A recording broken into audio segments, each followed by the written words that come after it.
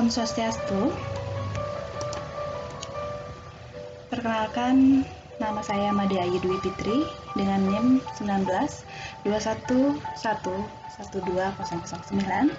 Saya mahasiswa Astini Handayani Denpasar, program studi Manajemen S1, Manajemen Sumber Daya Manusia. Di sini saya akan mempresentasikan proyek dari mata kuliah analisis kuantitatif dengan program aplikasi SPSS dengan dosen Bapak Wayan Arya Paramarta SEMN. Berikut untuk tugas proyek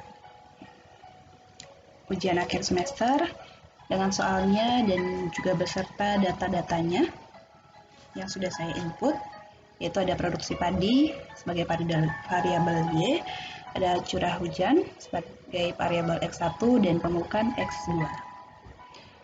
Dari data tersebut kemudian diminta untuk membuat beberapa program dari SPSS, yaitu dari membuat hipotesisnya, uji asumsi klasik, uji regresi linear berganda, koefisien determinasi, koefisien korelasi, dan pengujian signifikansi dari hipotesisnya. Untuk hipotesisnya yaitu HO1 curah hujan variabel X1 tidak berpengaruh terhadap produksi padi variabel Y. HA1 curah hujan variabel X1 berpengaruh terhadap produksi padi variabel Y. HO2 pemupukan variabel X2 tidak berpengaruh terhadap produksi padi variabel Y. HA2 pemupukan variabel X2 berpengaruh terhadap produksi padi variabel Y. HO3 curah hujan variabel X1 dan pemupukan variabel X2 bersama-sama tidak berpengaruh terhadap produksi padi variabel Y. Dan HA3, mohon maaf di sini HA3 sama dengan curah hujan X1 dan pemupukan bersama-sama berpengaruh terhadap produksi padi Y. Kemudian untuk soal B, kita akan lanjut membuka lembar kerja SPSS.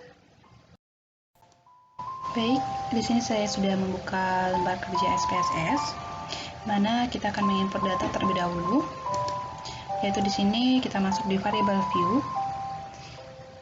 Yang pertama di sini kita bisa tuliskan variable Y, kemudian ada X1, X2,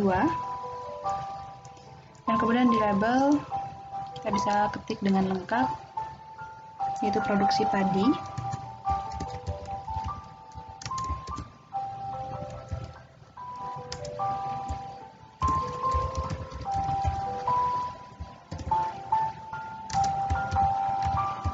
ya, datanya dengan lengkap saya ketik.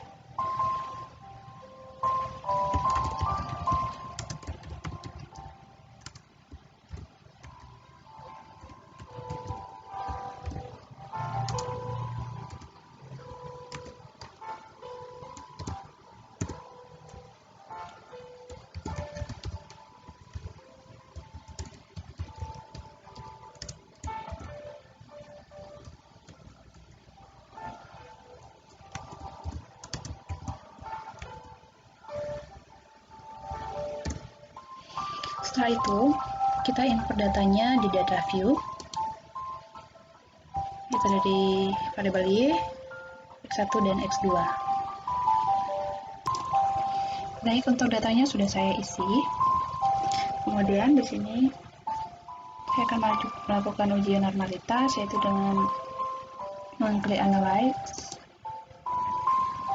regression, linear. Kemudian produksi padi atau variabel Y kita masukkan di independen. Kemudian curah hujan dan pemupukan kita masukkan di independen. Kemudian kita klik plot.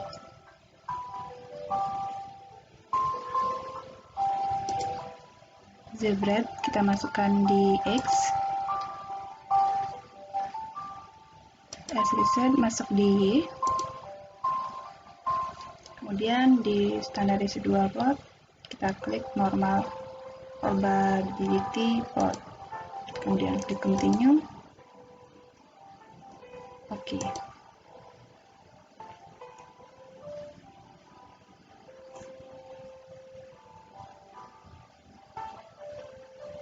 Kemudian akan muncul untuk hasil outputnya, yaitu pada uji normalitas kita menggunakan untuk chat tersebut. Untuk di soal B, yaitu uji asumsi klasik, di sini dapat dibagi menjadi uji normalitas data, uji multikoliniaritas, uji autokorelasi, dan uji heteroskedastisitas. Untuk uji normalitas di sini bertujuan untuk mengetahui distribusi data dalam variabel yang akan digunakan dalam penelitian distribusi normal ataukah tidak. Nah, ini adalah hasil dari output praktek SPSS tadi, yaitu ini adalah chartnya. Dengan interpretasi terlihat bahwa sebaran titik-titik residual berada jauh dari garis normal. Dengan demikian dapat disimpulkan bahwa regresi belum memenuhi persyaratan normalitas. Baik, untuk selanjutnya uji multikoliniaritas. Kita klik analyze, regression, linear. Kemudian di sini kita klik statistik. Kemudian di sini pada mode fit kita klik collinearity diagnostic.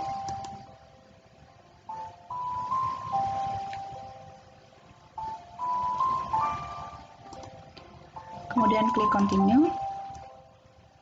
Oke.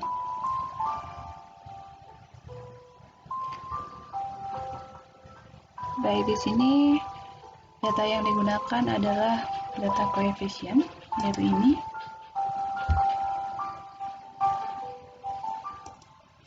Nah, kemudian ini adalah hasil dari uji multikoliniaritas. Uji di sini diperlukan untuk mengetahui ada tidaknya kemiripan antar variabel independen pada model regresi. Kemudian di sini interpretasinya adalah hasil uji melalui varian invariance factor atau VIF. Masing-masing variabel independen memiliki VIF tidak lebih dari 10, di mana curah hujan yaitu 1,044, pemupukan juga sama 1,044 dan mempunyai angka toleransi tidak kurang dari 0,1, di mana curah hujan yaitu 0,958 dan pemupukan juga sama 0,958, maka dapat disimpulkan model regresi linear berganda terbebas dari asumsi klasik multikoliniaritas.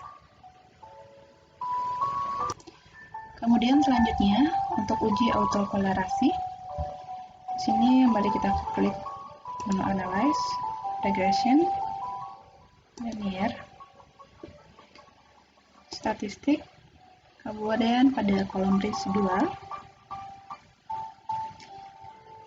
kita klik Darwin-Watson, kemudian continue. Oke. Pada output di sini kita akan menggunakan model summary A, yaitu data tersebut.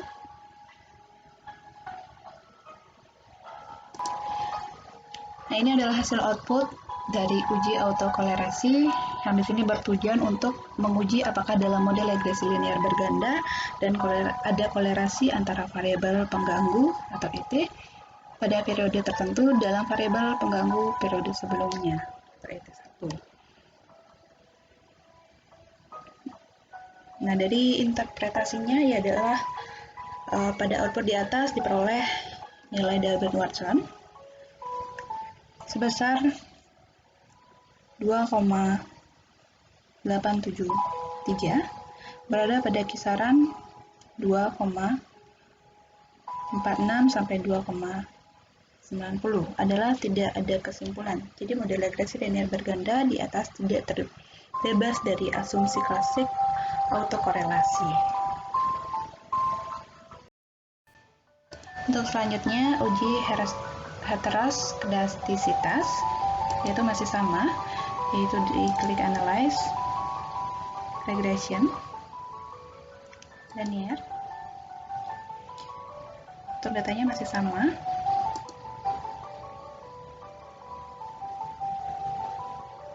Continue dan OK. Pada uji ini di output kita akan menggunakan skateboard.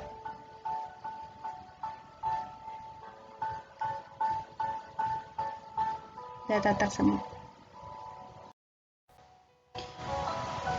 Oke, untuk heteroskedastisitas diuji untuk terjadinya perbedaan varian residual suatu periode pengamatan yang lain, atau gambaran hubungan antara nilai yang diprediksi dengan studentized delete residual nilai tersebut.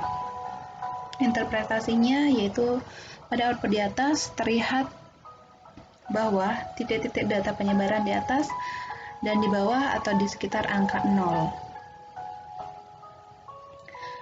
Titik-titik data tidak mengumpul hanya di data dan di bawah, namun menyebar di setiap sudut. Penyebaran titik-titik data tidak membentuk gelombang atau berpola. Dengan demikian, model regresi linear berganda di atas terbebas dari asumsi klasik heteroskedastisitas. Baik, untuk selanjutnya, untuk menjawab pertanyaan nomor C, yaitu uji regresi linear berganda. Di sini saya membuka kerja baru kembali dan memasukkan data kembali. Kemudian di sini untuk melakukan uji regresi linear berganda. Di sini klik analyze, regression, linear. Produksi padi masuk di dependent, kemudian Suraharja dan Pemupukan masuk di dependent. Kemudian klik statistik. Pada statistik di sini dicentang estimate, mode fill, descriptive, kemudian ini Dendarben Watson. Continue, kemudian pada plot ini masuk di X, masuk di, kemudian ini juga dicentang, continue,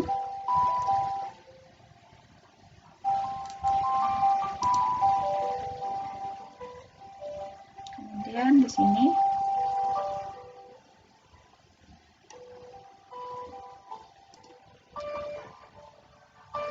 bisa disimpan datanya atau untuk penyimpanan output.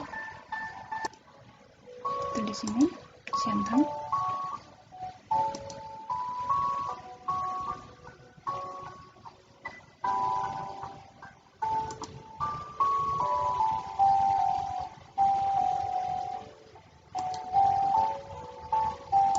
Jika ingin menghitung statistik lain dalam bahasa regresi, sini bisa di pada option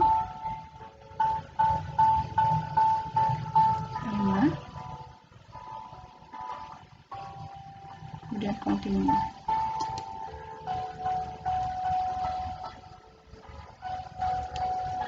Kemudian OK.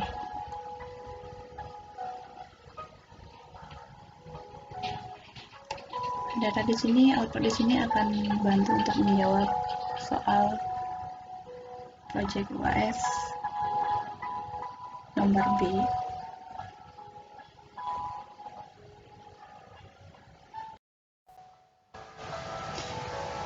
Jadi pada uji regresi linear bertanda disusun dalam persamaan regresinya dari koefisien regresi, yaitu Y sama dengan 13.642 ditambah 168 variabel X1 ditambah min 0,055 X2 ditambah Y. Interpretasi dari persamaan regresi pada variabel-variabel adalah sebagai berikut. Jika segala sesuatu pada variabel-variabel independen dianggap konstan, maka nilai produksi padi variabel Y adalah sebesar 13.642. Jika terjadi penambahan curah hujan sebesar 0,014, maka produksi padi variabel Y akan meningkat sebesar 0,168. Jika terjadi penambahan pemupukan sebesar 0,063, maka produksi padi variabel Y akan menurun sebesar 0,055. Kemudian ini adalah salah satu data output hasil SPSS tadi, yaitu deskriptif statistik, di mana rata-rata produksi padi adalah 26,53, rata-rata curah hujan adalah 88,40, dan pemupukan adalah 35,20. Kemudian variabel entered atau removen dengan interpretasi pada variabel entered atau removen, variabel independen yang masuk adalah pemupukan dan curah hujan dengan variabel terikat produksi padi.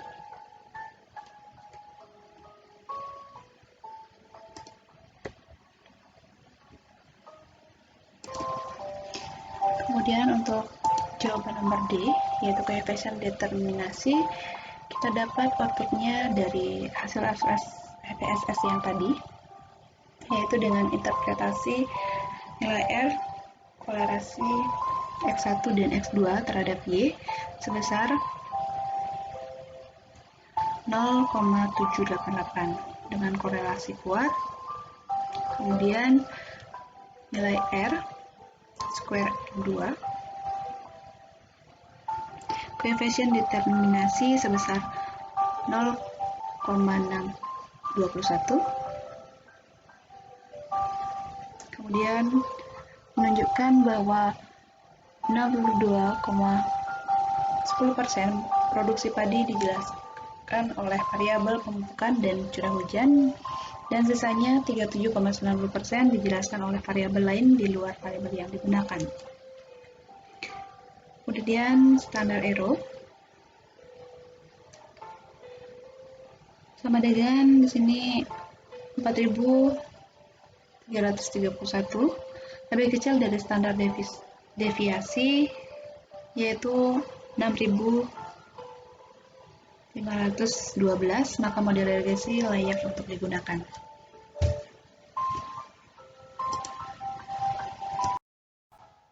Untuk jawaban nomor E, yaitu koefisien korelasi, untuk outputnya kita dapat dari correlation dari hasil SPSS yang tadi kita praktekkan, di mana di sini korelasi curah hujan dengan produksi padi signifikan karena nilai P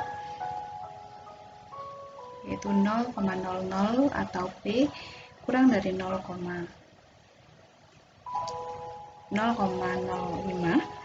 dan nilai R sama dengan 0,772,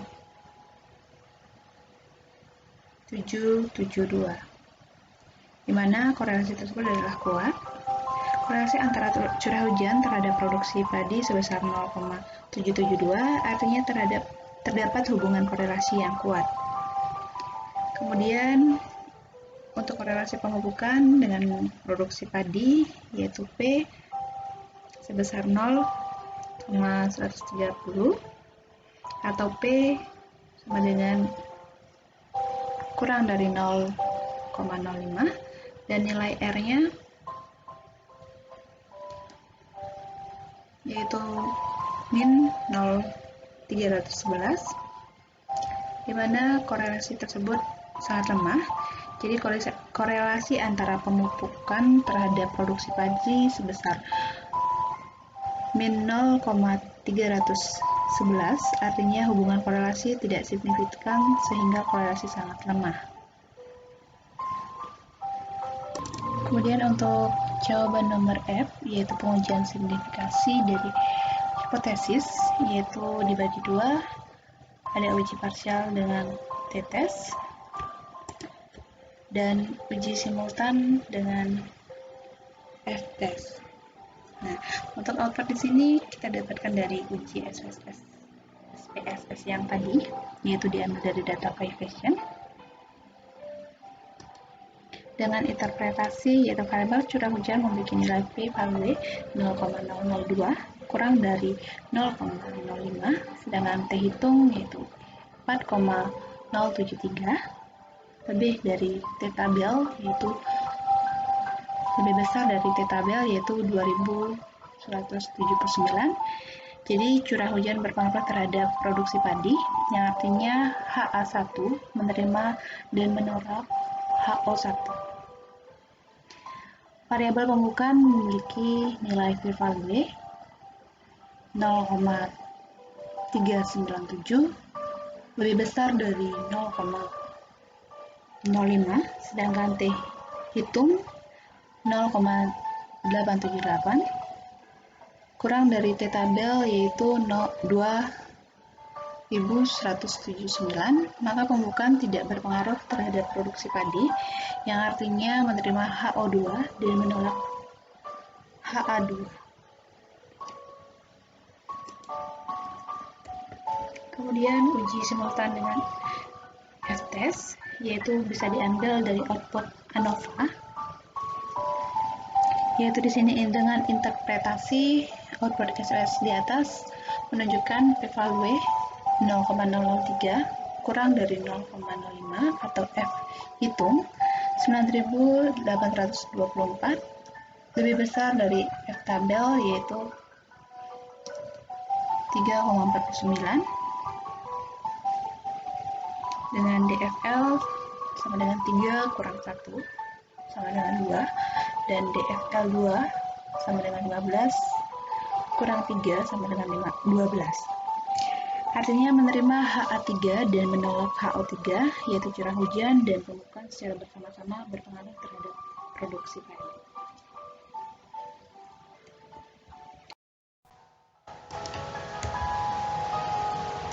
Baik, sekian dari saya untuk presentasi aplikasi analisis kuantitatif dengan program aplikasi SPSS dengan proyek ujian akhir semester. Semoga bermanfaat, dan jika ada salah kata mohon dimaafkan. Terima kasih. Om Santi Santi Santi Om.